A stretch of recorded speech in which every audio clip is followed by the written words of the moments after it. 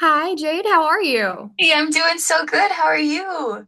Doing fantastic. It is an absolute pleasure to talk to you. I have followed your career for a while, so Oh, this is exciting for me. thank you.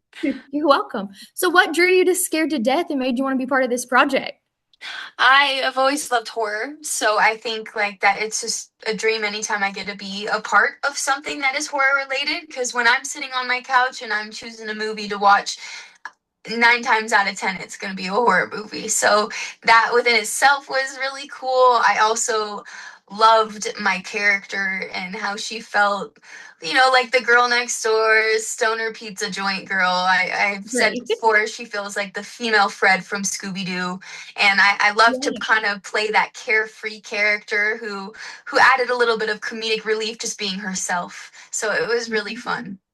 I love that comparison. That is, That's I didn't right. put that together, but that's so on point for your character. Right. You play Champ in the movie. What can you tell us about how she reacts to everything without giving away too much of the film? Right. So she feels like she is very in it because she thinks, she's partaking in the scare by facilitating it. So I think there's a little bit of unawareness of the reality of the situation that she brings to the table. And especially with, her love of smoking some weed, I think she questions everything because she doesn't know if it's real or if it's what she's having, for lunch. Um, so I think it was really fun to play her because she's a little unaware, but she's mischievous at the same time. So it was fun because I feel like there's parts of me in real life that I can identify with her or attach to the character that made it feel real for me. That's so much fun. I love when you can kind of add a little bit of yourself to the characters. I think it helps that readability of the characters a lot. 100%. You want it to feel genuine and natural for the audience. And Right. the best way for me to do that is to find something in a character that I relate to or can attach to. Right. So horror and comedy both rely heavily on timing. Did your dance background help you when approaching that rhythm on set? I think it always does, just because it helps me create almost like a dance within the movement of my character, Yeah. especially with Champ.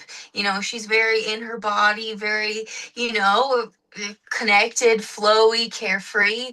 And there's more ways to show that in your body movement than just in how you're acting. And, people like that are a little more comfortable, a little more wavy. So it really Yeah, helped me to attach that to her.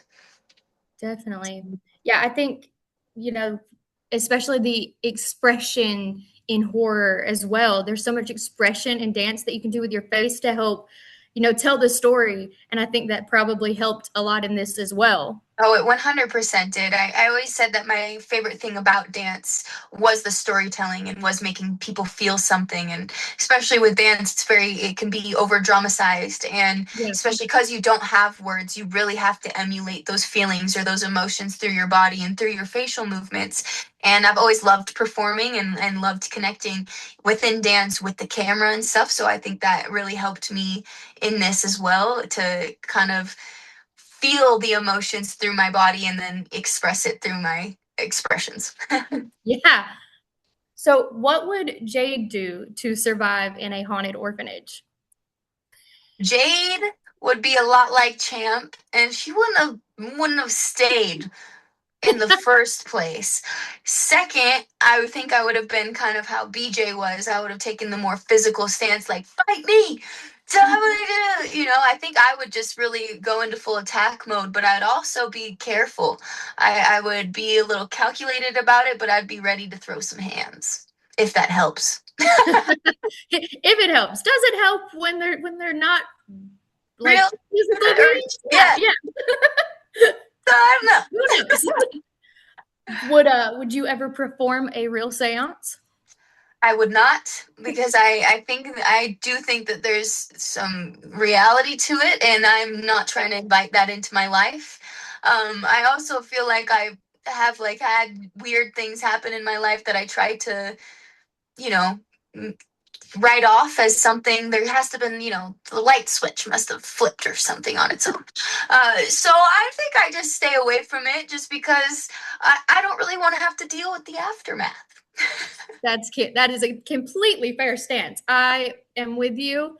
That is not something I would want to do. I fully believe there's paranormal things. Yeah, And you don't need and why that. invite that in? Why open the door for it? Exactly. They can stay on the other side. Go to someone else. Exactly. We've got to work along a lot of incredible actors in your career, like Henry Cavill, Ben Affleck, Neo, Eric Dane, Chad Michael Murray. What was it like working with horror icons Bill Moseley and Lin Shaye? Well, I was already fans of them before. So, like I said, I've loved horror movies. So, I've already been studying their work and especially I feel like Bill is more that indie type of vibe, and then Lynn was that, I got to see her in theaters a lot, and I got to see her in Right. so many different ways, and I feel like it was so cool to see them play characters that I haven't seen them play. That was the coolest part about it, is I felt like I was getting an acting lesson seeing how they approach something completely different to what we know them from. And the level of professionalism they bring, the level of commitment and work behind the scenes that you can feel when they're on set, they're so talented. And I've said it already before, but when you meet somebody you're a fan of and then they're actually kind and nice, it just like Yeah. makes it that much better. And both of them were such good human beings, and it makes you have hope for humanity, hope for talented people, and realize that you don't always have to sacrifice who you are to be an amazing person at your craft.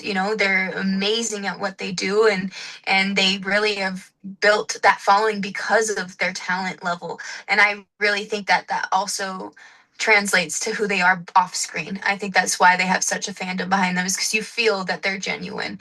And working with them, like, it's the biggest acting lesson that you can have, being on set with somebody like that, somebody like Lynn or Bill, because you're learning from them in the moment, but you also have to rise to the occasion as well, because you can't let them down.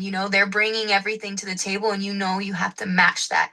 And they're so fearless with their approach, so comfortable with their approach, and that inspired me to try to do the same.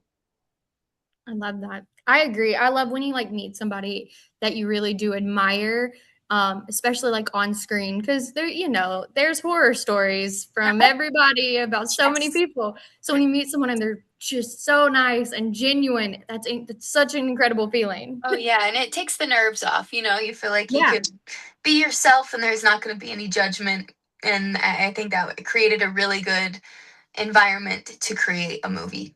Yeah. Yeah, talking to, most of the cast, that's what everyone said is how just incredibly comfortable it was, like filming just a fun thing you were doing with like a group of friends you knew forever. And Exactly. I love that. And I think that that's what helps make this movie so incredible and that makes it feel so genuine, like you really are watching a video a bunch of friends made Right. because y'all had that on set. So do you have a Exactly. favorite like set memory? I would say my favorite memory was we all went to an escape room, and it was like a haunted hotel, and they had an escape room in there, and we all just hung out and tried to get into the character, but also get to know each other outside of Yeah. that. And I think that, one, we built friendships, which was so cool, because sometimes you work with somebody and then that's it. There's not much after Yeah. that. So it was really nice to meet people that are in your same industry, but also around, like, your same age, your same demographic, of like, maybe we'll work together again soon. And I, like you said, I think it creates like a flow when you watch the actual scene, even though we're different than our characters, and there's Yeah. aspects to us that we're adding for the movie. It still feels real, and it still feels connected, and our characters might not be have that same friendship in the show, but that Right. comfortability just translates, I think. Yeah. Yeah. The chemistry can easily be seen and felt while you're watching it. Ah, good. Yay. So looking back now, like, do you have any advice that you would give to young Jade and others as they start their dance or their acting journeys? I would say to not question yourself. I think a lot of times there's, especially with having social media at our fingertips, we compare ourselves a lot to people because we're seeing their highlights of all their life, not realizing that there's so much more that goes on. And especially with, dancing and acting, it's easy to see other people's progress or see other people's accomplishments and wonder why you're not at the same place and things like that. So I would just say keep going, be confident, and kind of keep that childlike mindset, because as you get older, there's calluses that you form. So I would just say to be as childlike, to have as much fun with it as possible, to keep the optimism. The more positive you are, the more positive the outcome. It might not come exactly from the people or the experiences that you expected, but I always say when you put good out there, it comes back tenfold. So I would just say to keep on it, to keep hopeful, to keep passionate, but also to put in that work while remaining happy and positive about it. I love that. That's phenomenal advice. What is a role of yours that challenged you the most? I would say the role that challenged me the most would probably be Odalie in Step Up, because there's aspects of her that I don't relate to, that I would probably not be friends with. So trying to understand where she was coming from sometimes, and try to find the humanity in her. And she also, takes a lot of crazy turns, especially in the last season of that show. She goes off the rails, and I think that was a challenge for me to make it feel authentic and real. And especially because the way that the first two seasons were set up, it's not an outcome that you ever expected for my Yeah. character. So I think that was a challenge, trying to connect the dots of season 2 to season 3, and who she's becoming, and the way that she's changed. So I think that was a little bit of the most push for me, where many of my other characters, there's aspects of it that I'm like, I would love to do this, I would totally choose that. So there, I had to understand her in moments that I guess I would probably be on the opposite side of the coin with. Yeah.